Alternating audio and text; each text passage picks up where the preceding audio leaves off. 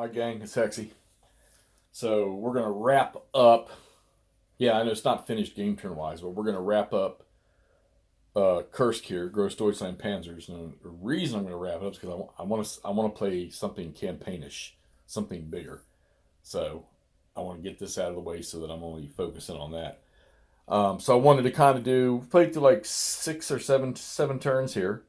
So kind of a quick overview.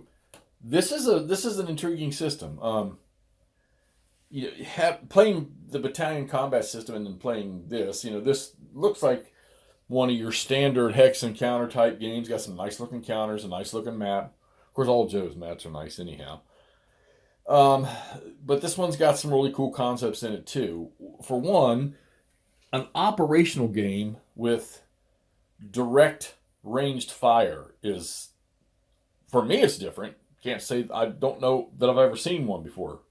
Um, but it's kind of really it's cool because you don't have to necessarily get your armored units smoked when they can fire stuff at range, um, which makes sense. I was a cavalry scout in the army, which is part of the armored branch, all right, or was part of the armored branch, probably still is. I don't know, but fire from range. Of course, indirect fire is the best. Where you can spot it and you don't get seen. Don't have to worry about getting torched yourself, but being able to sit back and shoot things. So, and you would think for the most part during World War II, the Germans with, anything with an 88 millimeter on it, or even some of the 75 millimeter, the high velocity stuff, maybe on some of the early Panthers, stuff like that, having a much longer range to shoot at stuff. And of course, you see documentaries all the time about how the Tiger tanks could pop rounds at other nations' tanks from a distance that those other nations' tanks couldn't hit back. Well, this game has a little tiny bit of that. You got a Panther unit here. It's got a range of 5 hexes. You've got Tigers with a range of 4, and you've got Elephants with a range of 5, and then PZ4s. I think those are all sitting on ranges of 3s. Yeah, 3s. And then the only Soviet vehicles that had a range of 4 were some of their Su-85 anti-tank vehicles. So it's kind of cool. Now, so you put direct fire into an operational type game. All right, so interesting concept. I like all the chit draw stuff. These red and blue chits and these black chits. I love this stuff. Obviously DRM modifying chits are not new, but I think this one's system is really good, where both sides draw.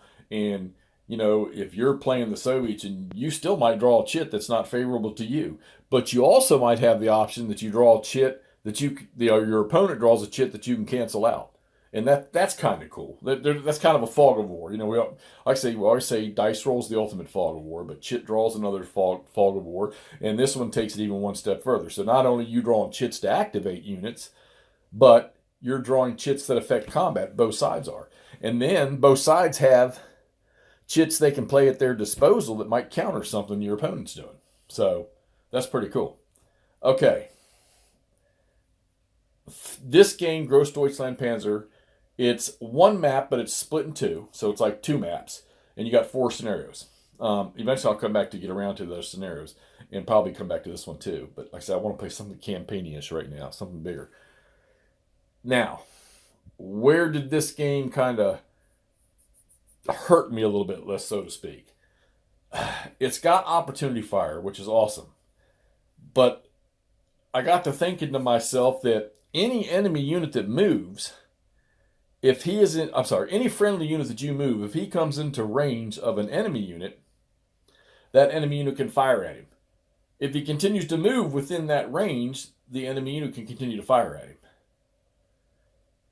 Which, okay, I get that. Those machine guns are going off, shooting. But then I thought to myself that even though you're moving, you're activating individually, in reality, this stuff is all moving within the same time frame. I mean, all the activations are actually happening within the same 4-hour period or whatever it is. Okay, so I found it kind of odd to me that, and of course, somebody sees this, they can give me their. I have one possible explanation already in my head that this being a tank unit, I know that there's multiple tanks in there. I don't even know what size these units are. So, second tank division. I don't know if those are going to be brigades, whatever. I didn't even read that much. So, but it just seemed odd to me that that unit he could fire at a tank, like this tank could fire at something moving over here, and then infantry moves across this way, and he's also shooting all of them all in the same turn, okay, with some pretty decent effect. Now, the actual direct fire dice roll, I love the dice roll method for this, where both of your dice have to be equal to or greater than the range to the target. So naturally, as something gets closer to you, the better chances are you have to hit it.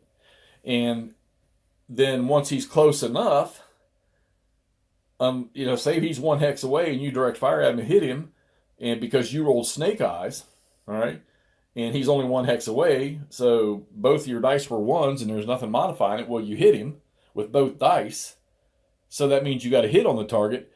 But then those two dice added together, 1 + 1 = 2. The distance is only 1 hex, but that guy's defense factor might be 5. So you didn't do any damage, but you ended up pinning him. So I don't know. I liked it, but it seems to me that kind of kept my infantry on either side from really getting into a good combat when there happened to be an anti-tank gun or some armor units with range sitting nearby. It's not a total wash in my mind. I think it's actually a good idea. But it really limited the attacks I could do with infantry from either side because the armor would just trash them before they would get in there. But still, all in all, this is a great system. I know there's one other one out there called Guards Armor. I'm going to have to see if I can't get my hands on that one too. But yeah, I'm going to take this one down a little early. The Germans had taken 1, 2, 3 objectives. They got their butts handed to them up here. The engineers did.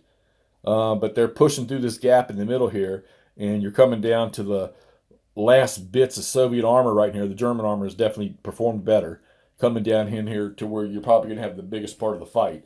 The reemplacement schedule only on night turns, and it's not really that much.